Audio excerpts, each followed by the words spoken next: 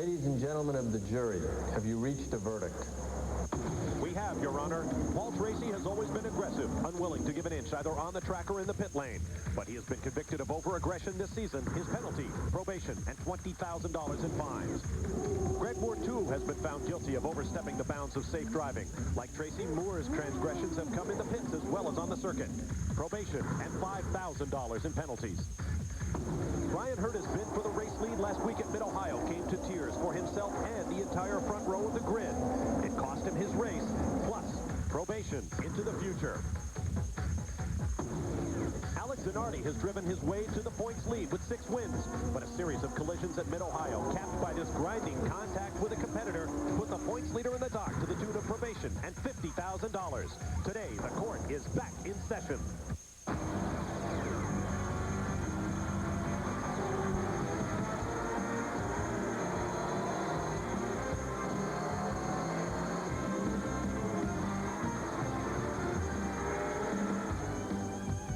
Is a spectacular mid-August afternoon in the Kettle Moraine region of central Wisconsin, where we're moments away from starting the Texaco Havoline 200.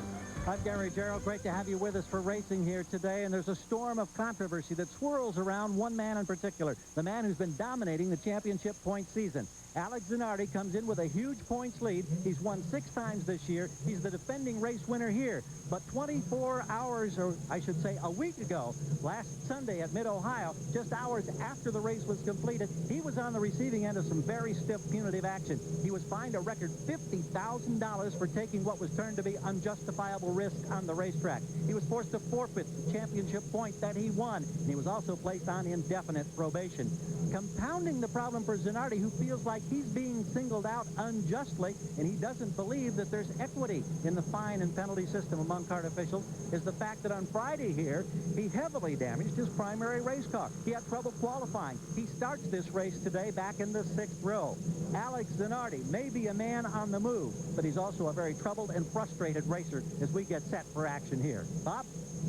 Well, thank you, Gary. No doubt Alex Zanardi has been as hot as a jalapeno this weekend, but as you've seen, he is not the only driver who has felt the sting of official sanction. The question this weekend among the drivers and press seems to be, what is CART trying to tell us? Well, perhaps it's this. We've had 2 great races that have breathed new life into the run for the PPG Cup and the $1 million bonus that goes with it. But what were passes 3 weeks ago on the high banks at Michigan Speedway became crashes 1 week ago at Mid-Ohio. Perhaps that is the point that CART is trying to make. Taking a look at the sanctions coming out of Mid-Ohio, Alex Zanardi, probation, a $50,000 fine, the maximum allowed under the rules, and the loss of the 1 championship point he picked up, though he remains the overwhelming points leader. Greg Moore, a $5,000 fine, and he was on probation earlier this year. Brian Herta, probation for his move at the very first corner. Of course, Paul Tracy was on probation and fined earlier this year. Perhaps the message is getting through. Today is a new day at Road America, and we welcome a new member to our ESPN CART broadcast team. Here's Rick DeBrule. Oh, Bob, I got to tell you, what a difference a week makes. It was just 1 week ago that Michael Andretti was having the wildest ride of his life at Mid-Ohio, going off the course, spinning in the air literally, ending up in the gravel track, miraculously just walking away from it when it was all done. Yesterday, he had yet another wild ride, but this time he was in control. He qualified on the pole here at Mid-Ohio, or here at Elkhart Lake. The amazing thing is, last week at Mid-Ohio, not only was he having problems on the track, but the Goodyear tires weren't that great. Goodyear admitted the tires were just off. This week, guess what? They're dead on. He's on the pole, and believe it or not, he's had an election chance at winning here despite that amazing ride that he had just last week. Bob? All right, thank you, Rick. We are moments from the command to load 'em and light 'em here at Road America. The best food in motorsports, the peppers, the brats, the local sweet corn. We enjoyed it for lunch. It's a great day for the spectators here at Road America. Stay with us. I'm sure a lot of you were thinking what I was thinking when I watched this race at home on the couch last week, and that was, what are these guys thinking? Hello, McFly, these are not bumper cars. But you've got to understand something. The silly season, you cannot overestimate what is going on for these guys. Even in Alex Zanardi's case, a $50,000 fine, that's serious cabbage. But when you're talking about a $4 or $5 million a year salary or contract that you're chasing, that's nothing. But these guys, CART has shown they're not going to let these guys get away with it, but these guys might think about it a little bit, but the stakes are way too high. If there's a chance to look good, they're going to go for it. One guy who knows that is Danny Sullivan. How big a factor is that, Danny? suspension. We've heard about fines. We've heard about suspension. But what we haven't focused on is the championship. Alex Nardi, Jimmy Vasser, Brian Herta, everybody is chasing that championship. So they've got a lot at stake. Then you've got the drivers who are having a difficult season, and they're trying to resurrect that by having a good result. They don't care about the championship. They just want a race win or a very strong performance. Then we've got the silly season. That's the buzz of the paddock. Now you take all of that together where guys are trying to get themselves in a good seat for next year. You mix all of that together. We've got the greatest open wheel racing here. What's the result? We're going to have a great, exciting race right here today. No question about that, Danny. On the pole for the first time in 59 races, Michael Andretti. And as Richard Brule pointed out, what a change from a week ago when he took the wildest ride of his glittering career. Bumped into a 190-mile-an-hour endo, he tumbled into the gravel trap and climbed out, stunned but unhurt. He starts on row 1, next to one of the fastest men on any road circuit, Brian Herta. On row 2, completing a 4-position Ford sweep, Bobby Rahal off a 3rd last week, and Scott Pruitt with a big announcement this weekend. Gilles de Ferran and Dario Franchitti will be on row 3. On row 4, Christian Fittipaldi, who almost won this race back in '96, and Greg Moore. Row 5 will be Adrian Fernandez, coming off a win last week at Mid-Ohio, and Al Unser Jr. Row 6, Alex Zanardi, the defending race winner, and Tony Kanaan, the rookie leader. Row 7, Andre Ribeiro, driving with a leg cracked in qualifying on Friday. He's next to Jimmy Vasser. Mark Blundell and Patrick Carpentier are on row 8. Row 9, Paul Tracy, who led flag to flag here in '93, and J.J. Leto. Row 10, Max Pappas and Walter Salas. On row 11 will be Mauricio Guzman, last year's runner-up, and Elio Castroneves. Row 12 will be Robbie Gordon and Michel Jourdain Jr., the fastest man in the warm-up. Row 13, Richie Hearn and Alex Barron, his second start in the New Eagle chassis for Dan Gurney. Row 14, Arndt Meyer and P.J. Jones. There you see Brian Herta. Earlier today, we asked Brian about his strategy, starting from the outside front row alongside Michael Andretti, 2 men not likely to give. This was Herta's response. I've done this a few times now, and I've never been able to visualize a start and have it come out that way. There's just so many factors involved, and you know, as much as I tell these guys around me how I want them to be at the start, they never do it. So really, I just try and stay loose, stay focused, keep an open mind, and you know, if you see a hole, you got to go for it. Well, there is Herta going through the famous carousel, just one of the many challenges of this 4-mile circuit. 50 laps of racing scheduled, and Danny Sullivan, of all the tracks we go to, fuel is never more important. This is the most important place for fuel we go. It's 4 miles around. You see where they are right now. They've been going downhill. They're at the bottom of the circuit. If they have a hiccup there, they're about a mile from the pit lane, and it's all uphill back there. They can only stop on laps 16 and 33 if they're going to do it in 2 stops. Now, some people might go to a 3-stop strategy. That changes a little bit, but fuel is critical here. Unfortunately, from the driver's point of view, that usually means you have to start short shifting and monitoring your fuel by the 2nd corner of this race. Now let's get a last-minute story from the pit lane. Here's Gary Gerald. Early drama for Mark Blundell, forced to the pits, possible electronic problem. They rechanged the steering wheel. Apparently one of the electrical contacts may have malfunctioned. They've got him fired up. He's back out chasing the pack now, trying to catch up with them before we go green.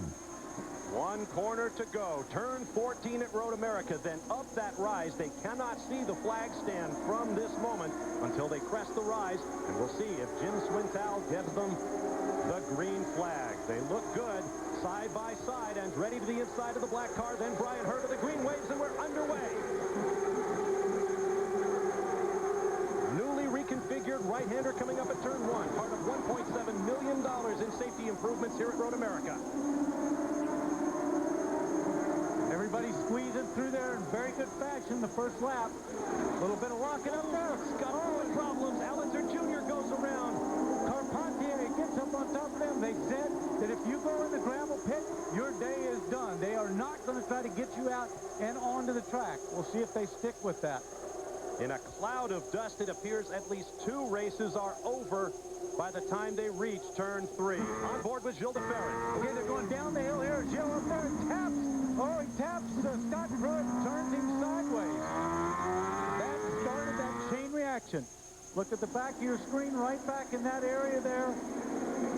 And then Alex Jr. gets hit right there by, that looked like either Jimmy Vasser or Alex Zanardi. Tapped him up in the air. Carpentier has nowhere to go. Here we're on board with Alex Zanardi. Oh, and he hits Al Jr. big time. And what's amazing is Alex Zanardi gets away again. He has the strongest car in kart racing. If you saw him go over the grass a week ago at Mid-Ohio, you know what we're talking about. Alonso Jr. in the foreground just shaking his head. The same thing for Patrick Carpentier. Now joining us on our audio loop, can you hear me? Kurt Russell, Vice President of Competition for Kart. Kurt, Alex Zanardi comes into this competition under probation. We just saw him punt Alonso Jr. out of the race. What can we deduce from what we just saw? Anything that happens during the race, Bob, will be reviewed at the end of the race by the stewards. All right, thank you, Kurt Russell, Vice President of Competition for Kart. Chief Steward Wally Dallenbach, a successful racing driver in his own day, will review the video, talk to the drivers, and we'll see if something comes for Alex Zanardi. The runaway points leader suddenly is bumping into things left, right, and center. Oftentimes that can be the result of a chain reaction. That field can somewhat just jam up in front of you because of the incident out in front of them and have caused that incident with Alex Zanardi. It's very difficult when you're sitting that low in the car to see everything that's going on in front of you, especially when it's that congested down in that corner on the first lap. We're not going to rush to judgment on Alex Zanardi. He will have his day in court, so to speak, with Wally Dallenbach and kart officials. It is just a local yellow as they remove those cars from the gravel trap. There is Christian Fittipaldi. Back in 1996, he was leading this race with 6 laps to go when he lost the engine. The next man in line took the lead. That was Alonso Jr. He lost the motor on his last lap. Michael Andretti came through to pick up the victory. Off with the carousel. Here comes the king. Now see, at this stage of the game, full tanks, you could hear him lift through that corner. And look, he lost a little ground there to the guys in front of him. Brakes for Canada corner. Let's go to the pit lane. Rick DeBrule. Well, and a very frustrated Roger Penske. The weekend started off so strong, and now it's kind of falling to pieces right here. Let's talk about what just happened. It's a tough deal. Al said he just got run into the back. I saw it on the monitor. Zanardi just ran into him and knocked him up in the air, and there was nothing they could do. So I hope that the stewards take a look at that and take the appropriate action. I was going to say, he's already had he's on probation. He's already had a fine. What do you think needs to be done now? I couldn't hear that when the car's going by. What needs to be done now with Zanardi? I think you got to leave that up to the officials, but hopefully they'll take a good look at it and take the proper action. And I think Roger Penske wants to see something done. No surprise there as they work through turn 3. You can see some of the new concrete barriers added here at Road America. Working lap number 3 now. Helio Castroneves has pitted. Your watch. Brian Herta. Here's Bobby Rahal defending his position from Gilles de Ferran down in turn 5. Let's also not forget that Gilles de Ferran was one of the fastest cars all the way up until final qualifying and had some problems. Gary? With Chip Ganassi. Chip, did you have a chance to see a monitor? We just heard from Roger Penske, and he is accusing your driver Zanardi of creating that incident. Well, I don't know if my driver created it. I think it was, Alex came on, he said, look, everybody in front of me was locked up on the brakes, and so was he locked up on the brakes. Simple as that. I think it was a racing accident. Do you feel like you're under a microscope because of the penalties from a week ago? Well, I think there's been enough discussion about penalties the last couple of weeks, and I'll let the fans decide that. Okay, that's the feeling here from the Ganassi pit. Alex Zanardi has moved up to 7th place as you ride with Gilles de Ferran in 4th. Ahead of him, Michael Andretti, Brian Herta, and Bobby Rahal. Behind him, Dario Franchitti, Christian Fittipaldi, Alex Zanardi, Greg Moore, Tony Kanaan, the Rookie of the Year points leader, and Adrian Fernandez, our winner a week ago at Mid-Ohio, running 10th. There is Michael, who is drawing away from the rest of this field. Up the hill, under the Texaco Bridge, and across the start-finish line. Look at that gap. That's not drawing away. That's checking out, and that's going for the $315,000 that is at stake if he wins from pole position. 5.5 seconds the gap as Zanardi and Greg Moore work for the position. Moore demotes Zanardi to 8th. We'll take a break and return with more of the Texaco.